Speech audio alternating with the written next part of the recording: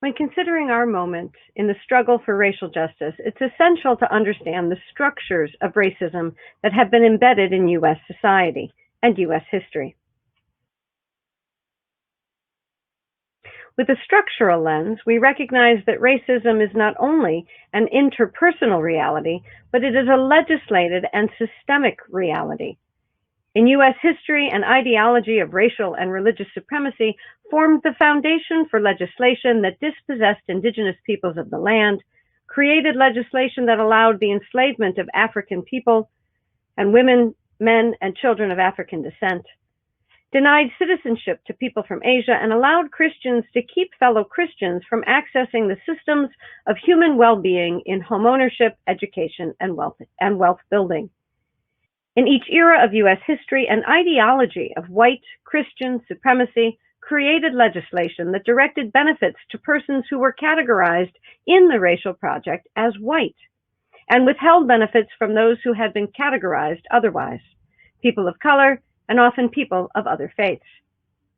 If we want to understand our current moment's racial project, as reflected in the racial wealth gap, knowing this history is essential. But to learn from history, we also want to extract, like that Sankofa bird, the seeds that we can use for our future, and the resistance to the dominant racial project that runs through the same history. As Black, Indigenous, and people of color mobilized and created counter-realities to the dominating U.S. narrative and legislative project. Indigenous nations negotiated, navigated, and resisted the encroachment at every era of U.S. history. Enslaved people made a way out of no way, rooted not only in Christian scriptural traditions, but in the depths of their African and Islamic traditions as well. Free people of color navigated systems, shared resources, and strengthened solidarities to create lasting change. Asian Americans brought their cases to court in the era of exclusion. Latinx Americans created solidarities with Filipino Americans in the United Farm Workers Movement, and Christian and Jewish, Black and white marched for the freedoms of civil rights. The U.S. history in which our lives as individuals and our lives as congregations and institutions are embedded is a history of racial injustice, but it is also a history of the struggle for racial justice. Following the history of the congregations geographically has allowed us to lay the backdrop of our shared history, but have it touch down in our own personal and institutional histories. In this session, we'll allow the two foundresses to open up further the questions about positionality within racial projects, returning to the foundresses Mother Mary Lang and Mother Teresa Maxis to think with their stories about our story of navigating our racial project. We've started with the recognition that both of the foundresses in Baltimore were situated in that era's racial project as free women of color. And the wider scene of our institutional histories as a nation and a church have helped us to trace some of the complexity of what that designation meant in the day's racial project. But the wider scene of their personal stories will give us even more texture to wrestle with as we think about what this history has to offer us today as a resource for thinking about our present. We might begin to think about what it meant for Mother Mary Lang to be a free woman of color. She was situated within an era of a U.S. economy of enslavement in a precarious position, but as a free woman and as a woman of some means, and as a member of a church, she had access to various locations of power. Her history indicates that her parents were among the refugees who fled to Cuba from the revolution taking place in their native of Santo Domingo, present-day Haiti. In the early 1800s, she left Cuba and relocated to Maryland, where great influxes of French-speaking Catholic refugees from the Haitian Revolution were settling. These broad strokes of her history situate her life in the trajectory of Catholicism that predates the arrival of the Jesuits and John Carroll to Baltimore. In an earlier history of the church and the arrival of Christendom with Columbus in the Caribbean in the 15th century. More particularly, these broad strokes of Mary Lang's history also situate her family story in the volatile age of the late 18th century's revolutions.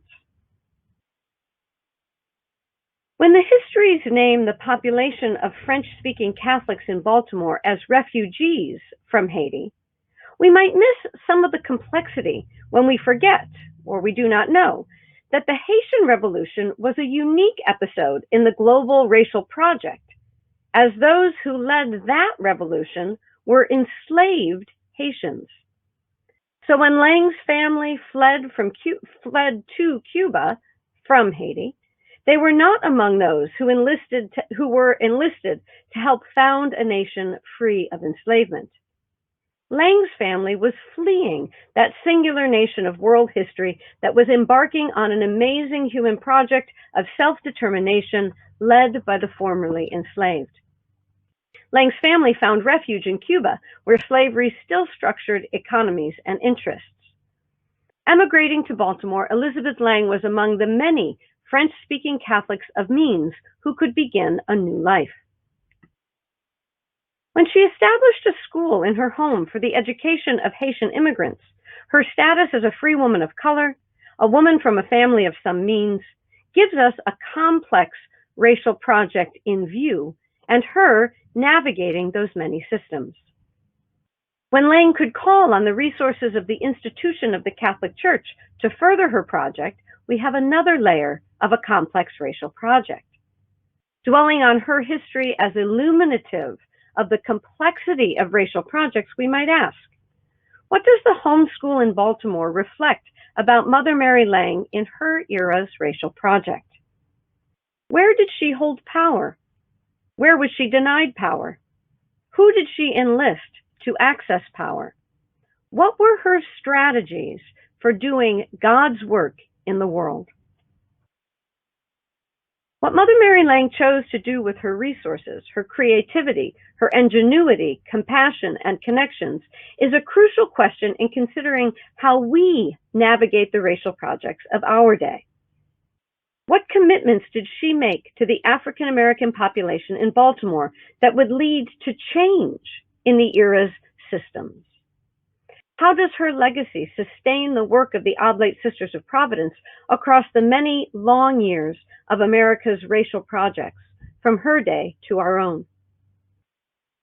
Mother Mary Lang helps us to think complexly about the racial projects in which we too are embedded, to recognize the histories of our own benefits and deficits, our privileges and connections, and to ask ourselves, how are we leveraging our locations in our era's racial projects for the well-being of the world? The opening question we've been guided by in our discussions is the question, how do we live faithfully the value of respect for all people? Mother Mary Lang becomes a witness to how one might leverage resources, connections, and institutional affiliations to the concrete respect for all people in education, in the church, in healthcare, and more.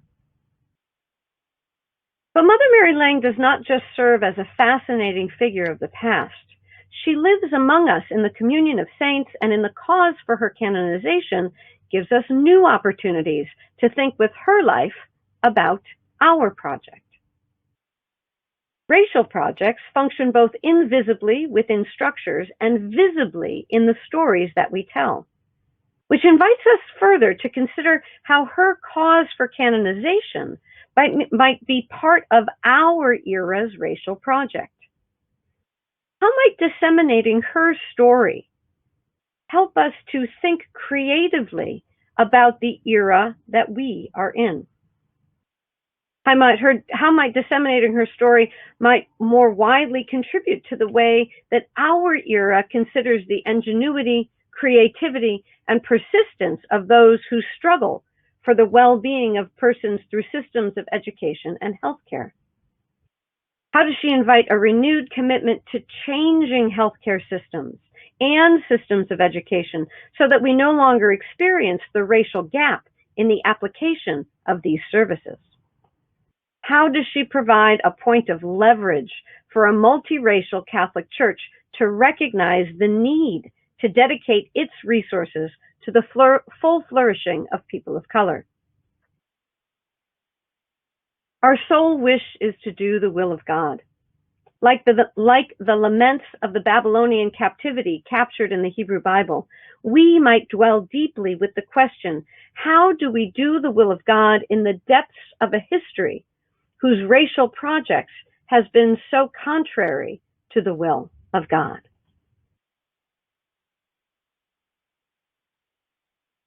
We carry Mother Mary Lang with us as we think for a moment about her partnership with Teresa Maxis. With the entrance of Teresa, we might once again ask what it meant for her to be a free woman of color. Teresa's story, too, as a free woman of color, is a complex one. She, too, has roots in the revolution of enslaved people in Haiti, as Teresa's mother worked in the home of the Duchemins, a white family who had fled the uprisings in Santo Domingo in 1793. Her histories describe her mother as, quote, a biracial San Domingan, a Haitian. And her location of service within the Duchemin family indicates her dependent condition. Teresa's father, historians describe, was an English visitor to the Duchemin household, which historians posit may be further evidence of Teresa's mother's unfree condition. Quoting the historians, quote, bright-skinned and blue-eyed, Teresa was the illegitimate child of a white British father and a biracial San Domingan Haitian mother, end quote. The way the history is told suggests that while she too was a free woman of color, she was less free than others, given her dependent status on the Duchemin family. Reading again the historian's account, I quote, born of unwed parents and of mixed racial heritage, into a society that held both in contempt, she nevertheless received a rearing and education far superior to most women of her time, attributed to the kindness of her adopted family, the Duchemins. Through them, she was immersed in the French language, culture, and heritage. These resources were pivotal in the development of her life and provided her with the key to open doors otherwise closed to her. When historians name Teresa as, quote, bright-skinned and blue-eyed, they indicate the symbolic capital of whiteness. What she lacked in material resources, perhaps she made up through symbolic capital of whiteness. In the era of their companionship in Baltimore, Teresa Maxis and Mary Lang give us so much to wrestle with in walking our way around that era's racial project. What did it mean for each of them to be free women of color in their commitment to the African American population in Baltimore? What did it mean for each of them to do this work navigating the systems that prioritized white well-being? Did Teresa's whiteness provide her opportunities to leverage the resources of a white Catholic church or a white social system in a particular way while still in Baltimore? What might the conversation from heaven sound like if they illuminated for us what life is like under the conditions of a U.S. racial project as very particular free women of color? The intersectionality in their locations as very different free women of color help us to see the specificity of a racial project as it is experienced by individuals with the differentials not only of racial categorization, but of colorism, religious affiliation, gender, class, educational status, and more. The specificity of their stories complexifies our understanding of racial projects and how people navigate them, then and now. Can we discern patterns in the lives of Teresa and Mary in mobilizing institutions, like the church, that was built within a racial project that served the interests of those who were categorized as white, but could nevertheless be leveraging the resources of white institutions to fill in the gaps of the workings of the systems as they impacted people of color? Simultaneously, can we see them not only leveraging the systems as they are, but working to transform those systems through their efforts. Allowing their navigation of the institutions in America's Racial Project to guide us, we might pause to think about the way that they interacted with the systems and structures of their day. What does the foundation of the Oblate Sisters of Providence reflect about Mother Mary Lang and Mother Teresa Maxis in the Racial Project of Baltimore in the 1830s? What does this chapter of history reflect about the role of the Church in America's Racial Project?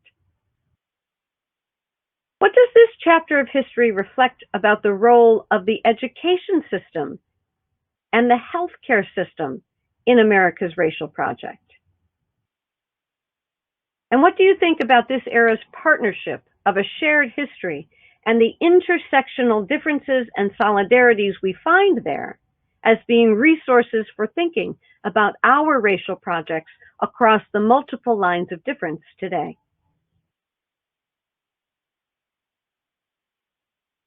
In the next chapter that follows the extension of mission from Baltimore with Teresa Maxis, we're served in our analysis by recognizing the multiple ways this story can be told. The simultaneity of experiencing a sense of abandonment and a new mission should help us to see how we experience the same history in different ways. Historical resources can situate Teresa's move from Baltimore to Monroe in the era's racial project with the conceptual naming of colorism or anti-Blackness that provided Teresa with opportunities that other oblates were not afforded. That letter from Bishop Lefebvre to Bishop James Wood, and Lefebvre describing the selection of those oblates who would extend the mission, quote, as they were much whiter than any other sisters, end quote.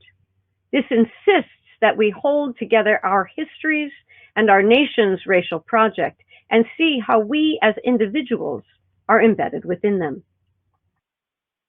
In our broader history, we've heard about Lefebvre's mission to the indigenous peoples, which carries its own weight of complicity in the devastation of indigenous cultures and religious practices. But the establishment in Monroe didn't seem to have that same mission. Rather, the church was attending to white settlers, with French Canadians among them. This historic map from 1866 helps us to envision what the Monroe Advocate describes of the educational institution where the sisters would work. This institution, situated in the most beautiful and healthy part of the city, where the diet is good, wholesome, and abundant, and spacious grounds afforded pleasant walks and bodily exercise. A materialist history requires that we ask, where do the resources come from to establish this kind of an institution? And we hear this question even more clearly when we narrate the parallel missions in the two different geographic locations within the same era. For it's in roughly the same year, back in Baltimore, that the Oblates were struggling. And we read in their history that by 1846, there were only 8 students in the school who paid tuition. The order asked permission from the bishop to beg on the streets in order to help support the convent. Historians recount a different sort of begging trip that Father Gillet was undertaking to raise funds for the school in Monroe. Historians write, a mission given by Father Gillet in New Orleans during the Lent of 1847 proved providential, supplying the nucleus of the building fund, $525, and 13 large boxes of furniture. This was shortly afterwards increased very materially by the settlement of Sister M. Alphonsine's estate, the Godfrey Smith estate. Historians would need to explore more fully the source of the resources of the Godfrey Smith estate, but we know that New Orleans in 1847 is rooted firmly, deeply, and expansively in an economy of enslavement. What difference does this historian's reconstruction make in our thinking about how institutions, as well as individuals, are embedded in the racial projects of their era and the financial and material outcomes of those racial projects?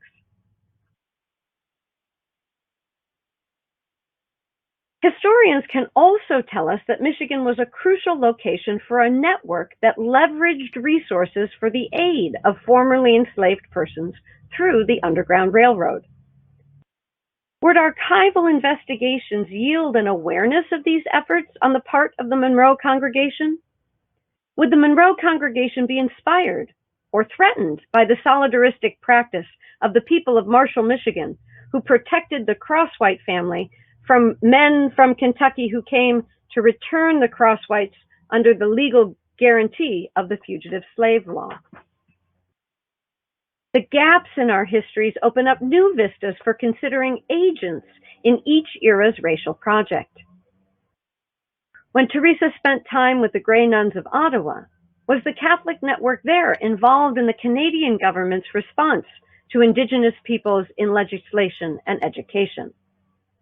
And what other episodes of our histories will afford new case studies for consideration of how our ancestors navigated the racial projects of their day? Our embeddedness in economies of enslavement and systems of white privilege ask us to dwell prayerfully in the complexity of hearing a God who calls us in history. What does it look like for us to recognize both the work of God's providence and our complicity in systems that surround us? How do we pursue the practices of our congregations? Prayerfulness, simplicity, forgetfulness of self, humility, and a deep love and respect for each individual soul. How do we pursue that work when we're embedded in these broader historical systems? How do we also expand from beyond the foundresses to recognize the many and diverse agents who contributed to the building of our institutions? What negotiations within the systems enabled the growth of the mission in Monroe, even in the absence of Teresa? And back in Baltimore, how did Mary and the other oblates mobilize the relationships and resources that would help them maintain their mission as well? What does it mean when historians describe that the Redemptorists, and especially Father Andwander, had been their friends and helpers for 13 years, helping bring them from the brink of extinction to a degree of financial security? What sorts of resources and relationships were mobilized in order to continue the work of the Oblate Sisters in history? With just this brief revisiting of our earlier eras of the congregations, we see many things about the racial projects in the United States and the way that persons navigate them. Racial projects are social, they're material, and they're economic. They entail categorization and access, with benefits granted or withheld. These racial projects are undertaken by actors within institutions and situated in larger systems. The complexity of the ways that our ancestors might have navigated their era's racial projects in pursuit of opportunities to do their work of mission invites further consideration and questions about their day, our own, and each era in between.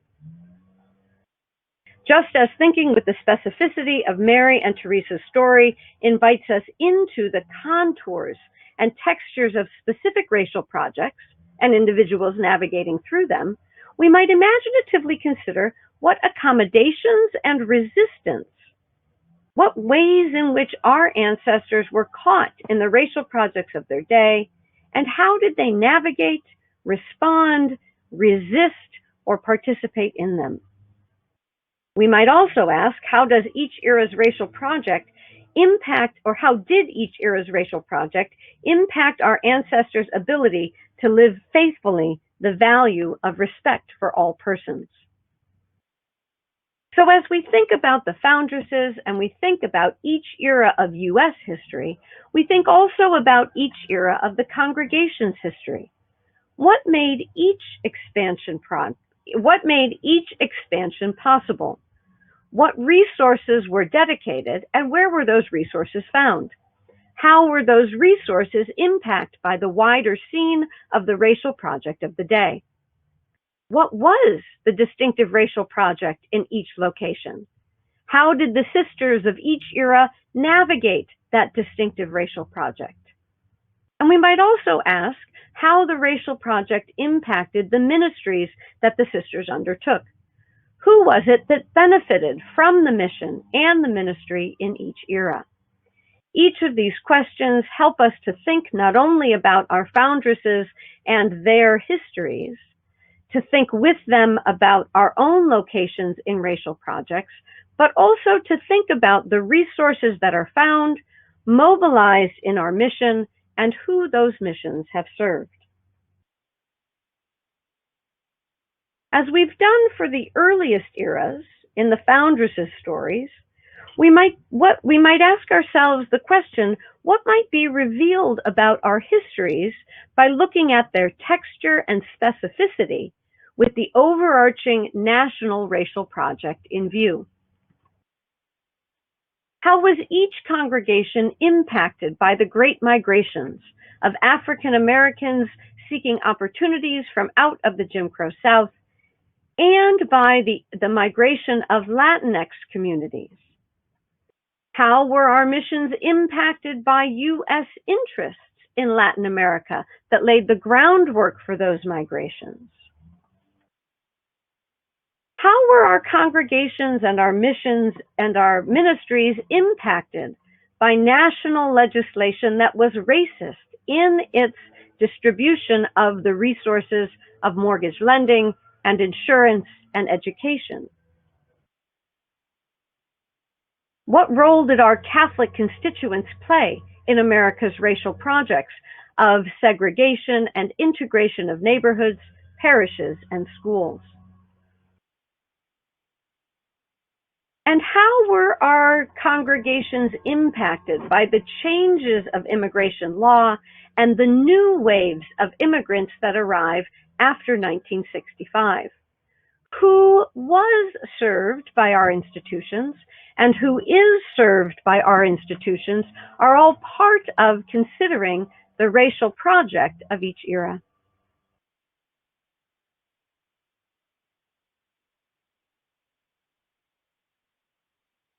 As we think historically, we might also continue to think about how the past impacts our present.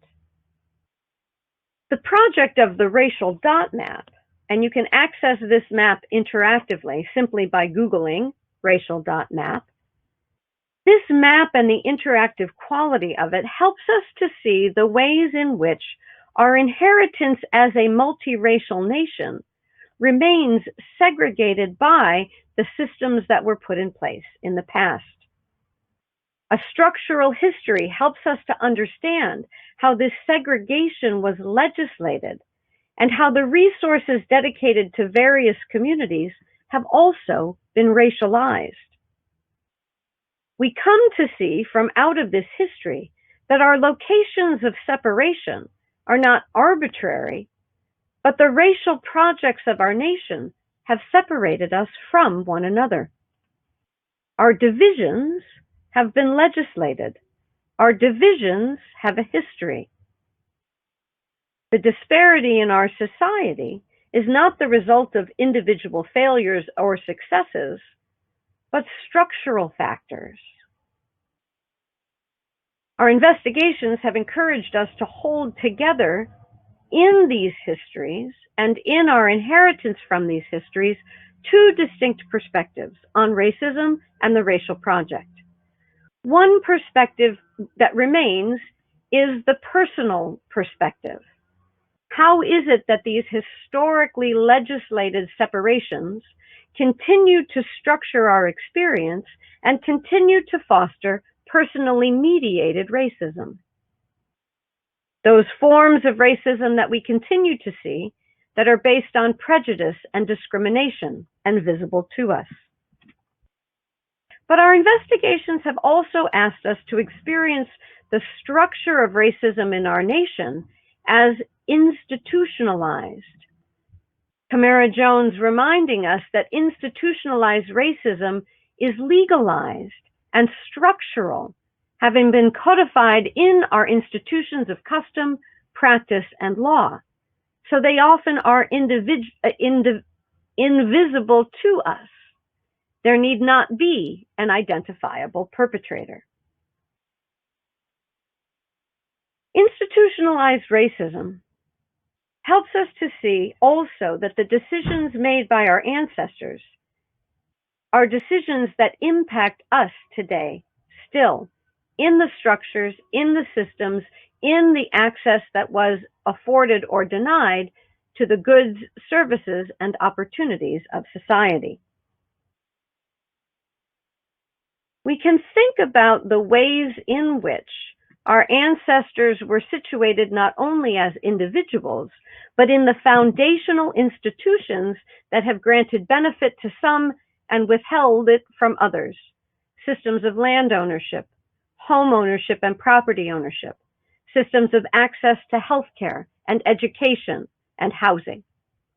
These institutions are situated also in the broader systems of society, and we might also think about how our forebears were situated within these systems and how they have bequeathed to us an inheritance within these systems as well.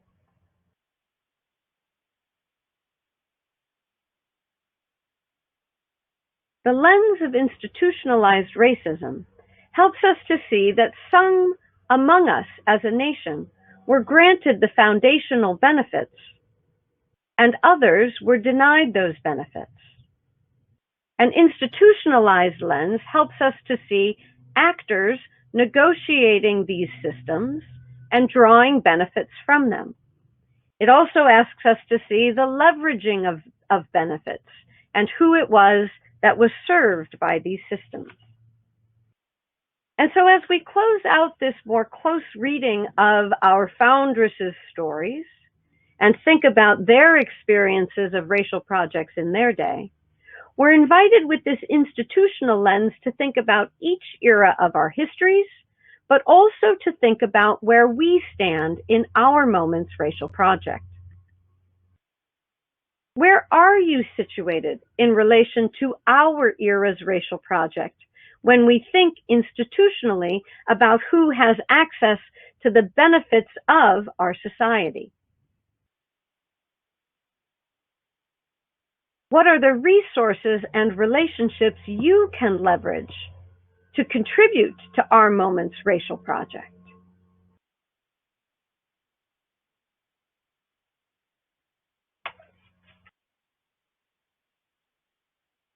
As we think about this history and our history from an institutional perspective, we ask those questions to situate our inheritance and to situate ourselves within the institutions of our moment. But we might also ask another question. In considering our vision for the future, we might look around and ask, within these systems that we're situated in, what can we do together that we couldn't do alone?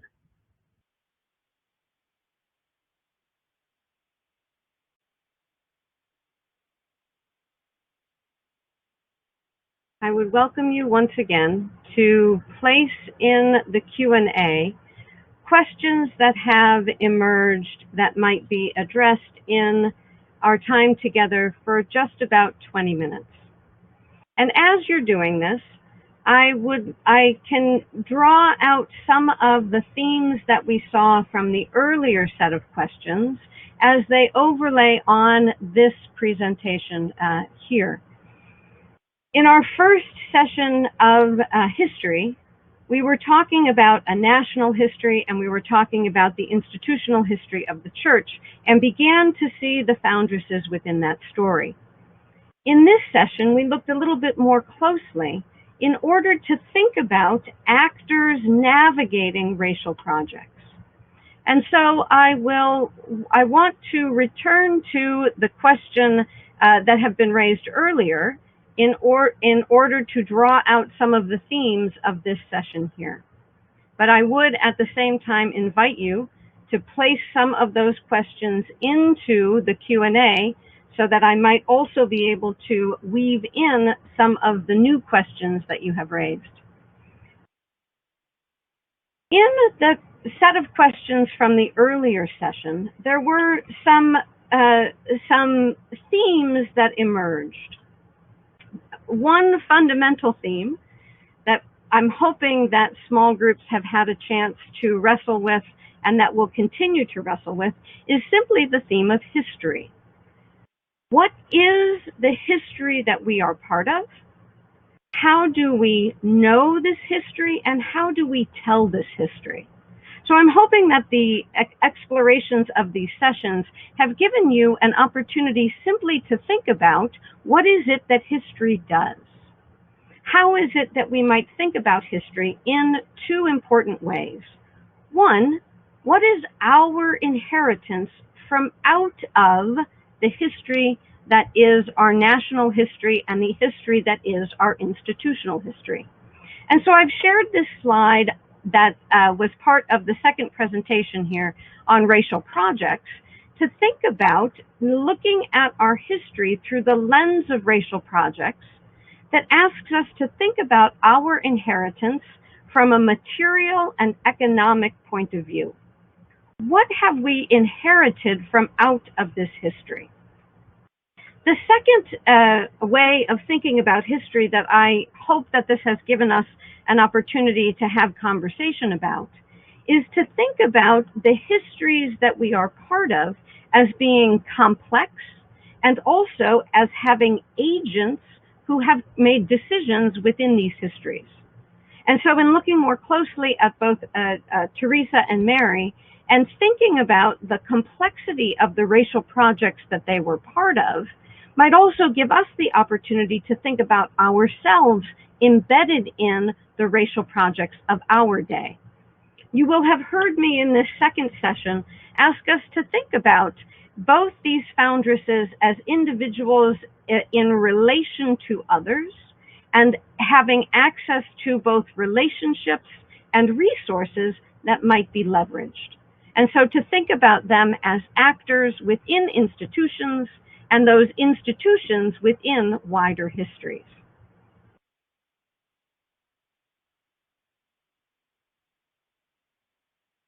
I can see from the chat that has been shared with the group as a whole, and I can see from the questions that have been raised, that this exploration has provided a wide range of points for conversation, but I'm not yet seeing anything additional in our Q&A for now.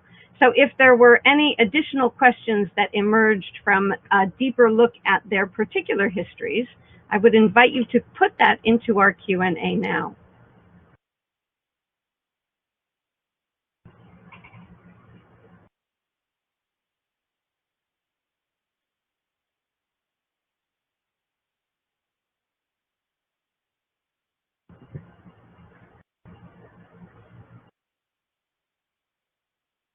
So while I'm gathering questions from this latest session, I'd also like to respond to the questions that emerged in the earlier session and that we'll continue to build on in our exploration.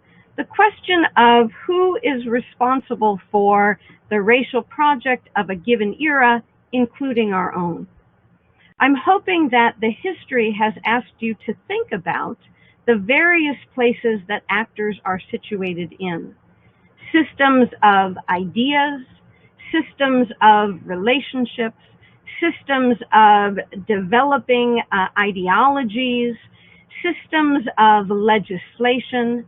In each of the eras, our actors that we are looking at are making choices within their era's racial projects, and they are mobilizing resources within those eras as well. That way of thinking about the way that race and racism develops also gives us an opportunity to think about racial projects and those who might change racial projects in our own day. In our own day, we do have the projects of repair underway. The question of who is responsible is one that these histories open up for us and ask us to think about who was responsible in the past and who is responsible in the present. Several of the questions from the earlier session asked us to think about, asked me to consider sharing more about institutions in those projects of reparation. So some of us on the call are familiar with the projects that are taking place, for example, at Georgetown, looking into the history of employing the work of laborers that was not paid and the project of being involved in an economy of enslavement. We can also look to various institutions that are trying to address this history and make repair. So Virginia Theological Seminary is one at the leading forefront of attempting to really undertake the work of understanding history, but also of putting into place systems of repair. In my own work, I am asking us to think together about how all institutions have had a role to play in their era's racial projects.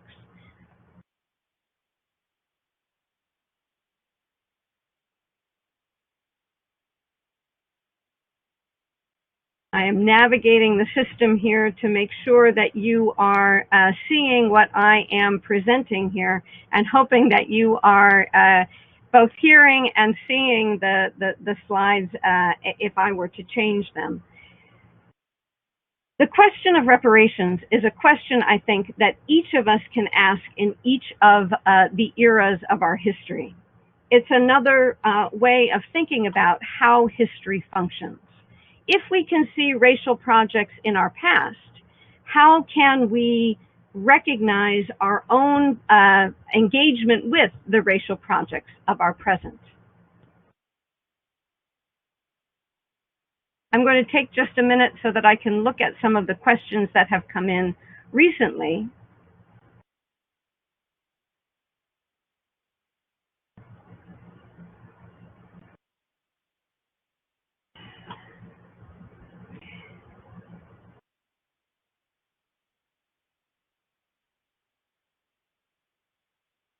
The questions that have come in ask us together to think about what do we do with the history when we learn it.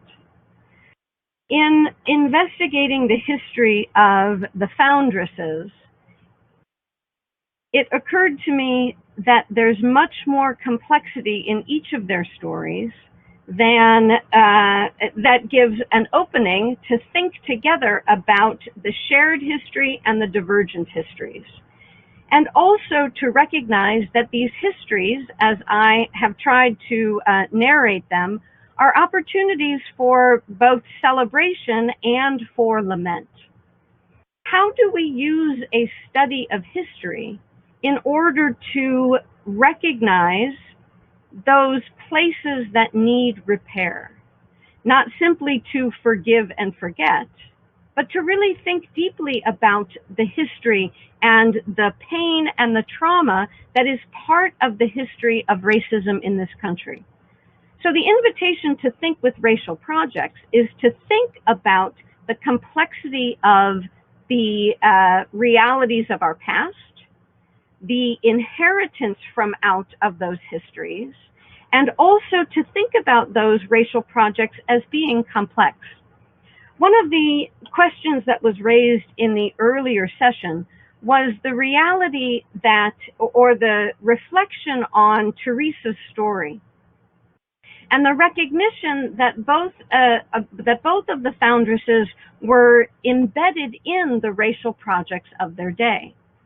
Someone reflected that Teresa was not aiming to participate in a project of colorism, but rather that she was aiming to heed the call of the gospel.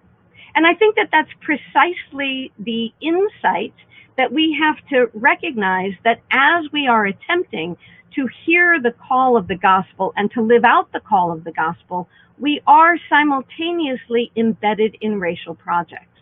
Our foundresses were, our congregations were at each era of their history, our institutions were part of racial projects, both knowingly and unknowingly. And so to use the lens of the present, to look back on the complexity of the past, gives us the opportunity both to think about that inheritance and also to think about our own participation in the racial project of our day. How might we be unaware of the racial projects that we ourselves participate in? How might we ourselves attempt to hear the call of the gospel in our moment that is simultaneously recognizing the inheritance of racism, the inheritance of the racial projects of the past, and sometimes our inability to recognize our own participation in the racial projects of the present.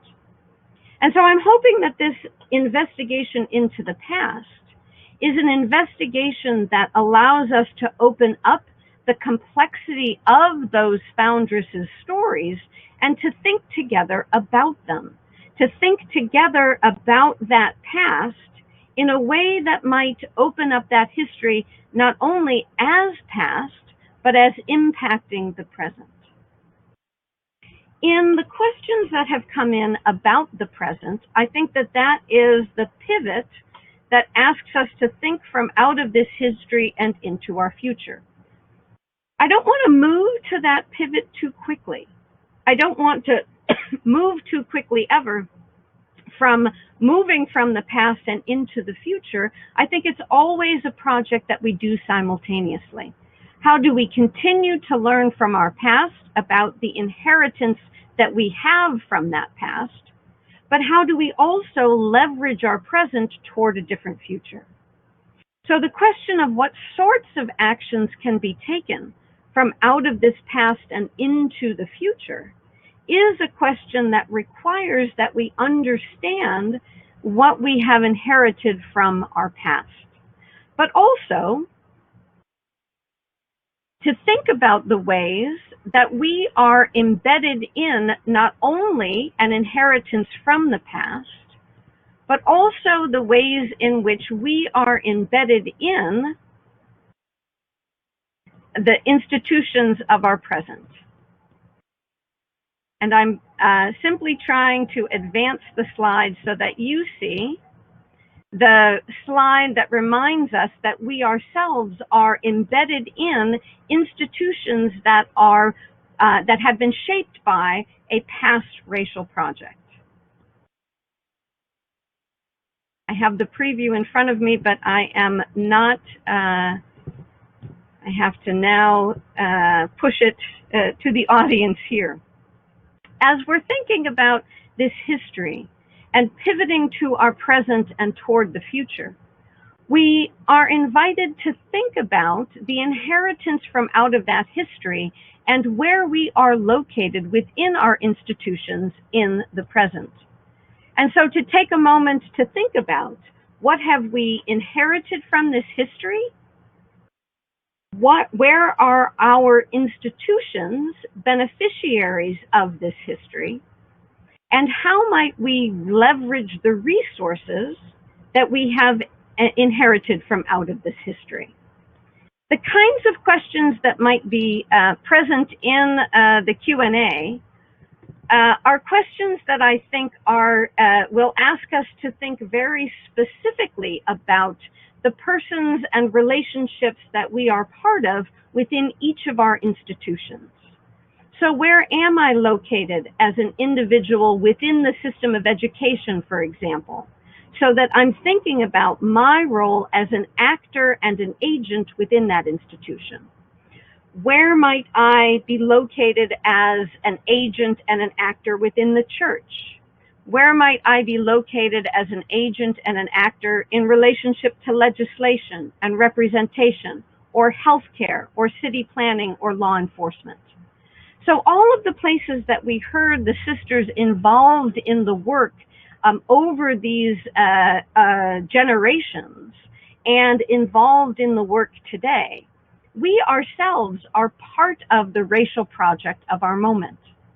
Knowing the history and thinking about where we are in our present moment allows us to take action as agents, just as we might have thought about the actions of our ancestors and the work that they had done in the past. And so I asked in the presentation, and I'll just ask again as a way of thinking about how do we work together toward a transformed racial project, asking each of us, as our foundresses were situated, where are we situated in relation to the gatekeeping of our era's racial project? What are the resources and the relationships that you might leverage to contribute to our moment's racial project?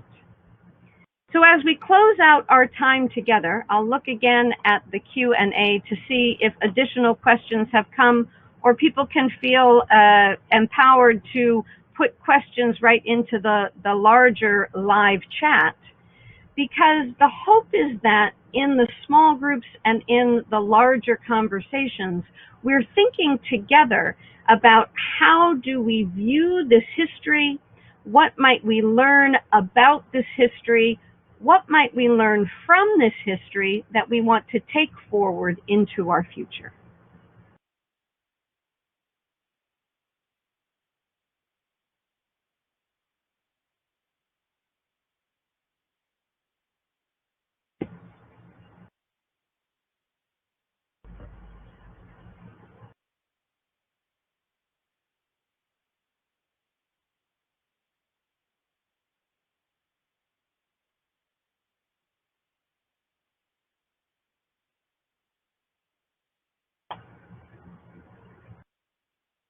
So I would invite you to take a look at the questions and responses that have come in from the various small groups, the questions and responses that have been shared in the overarching live chat on our platform. And I will simply thank you for the opportunity to think together about the very particular history of your congregations, and to think together as we think from out of this history, think together about a future in which we are actors in our moment's racial project.